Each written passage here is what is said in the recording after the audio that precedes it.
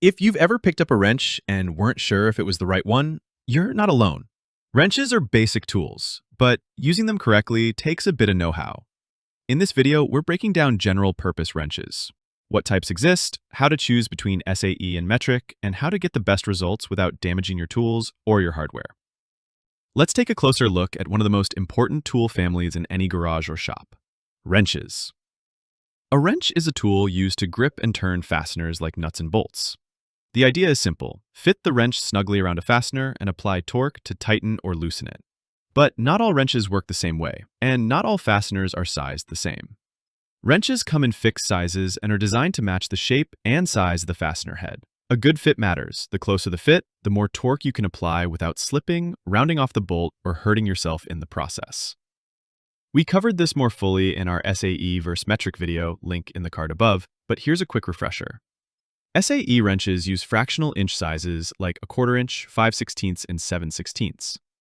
Metric wrenches use millimeter sizes like 10 millimeter, 13 millimeter, and 17 millimeter. Mixing them can lead to a loose fit and damaged fasteners. 13 millimeter might feel close to a 1/2 inch, but that little gap can cause big problems under torque. The rule is simple: match the system to the fastener. Keep both sets on hand and grab the one that fits perfectly. Let's go through the most common types of general-purpose wrenches and when to use each. Open-end wrench. An open-end wrench has a U-shaped jaw at each end. Usually, the two ends are different sizes.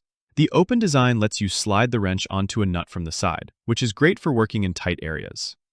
The key to using an open-end wrench properly is direction. To apply force correctly and reduce the chance of slipping, pull in a way that forces the nut deeper into the wrench's throat, not toward the open end. This braces the fastener against the strongest part of the wrench and helps prevent spreading or slippage. Box-end wrenches fully enclose the fastener head. You'll find them in 6-point or 12-point designs.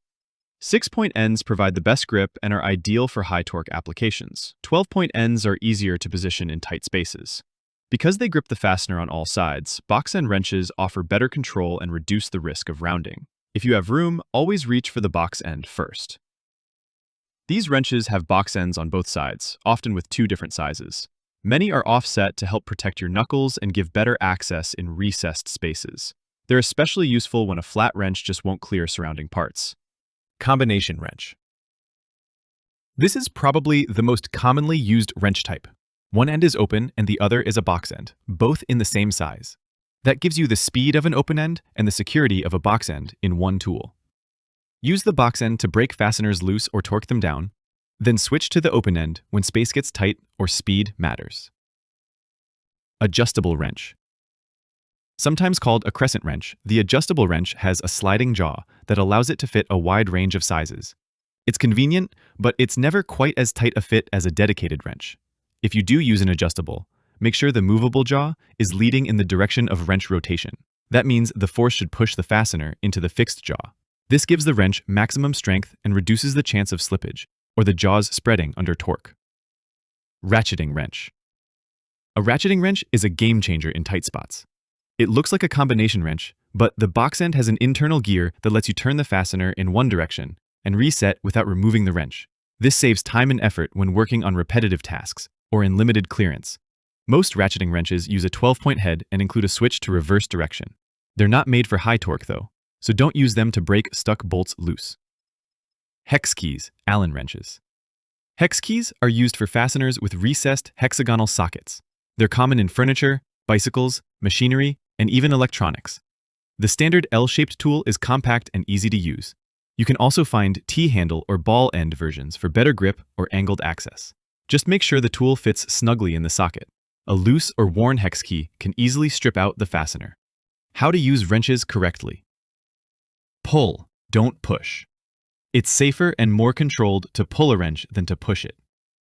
If the tool slips, pulling keeps your hand clear of danger. Pushing, especially with force, risks slamming your hand into something sharp or hard. Use open-end wrenches correctly. With an open-end wrench, always apply torque in the direction that forces the fastener into the closed side of the wrench. That means the jaws are squeezing against the flats of the nut, not prying apart. This technique gives the wrench the most strength and reduces the risk of slipping or damaging the fastener. Use extensions sparingly. Adding a cheater bar or pipe to a wrench gives you more leverage, but also more risk. You can damage the wrench, over-torque the bolt, or hurt yourself. Use them only when absolutely necessary, and never on ratcheting wrenches or adjustables.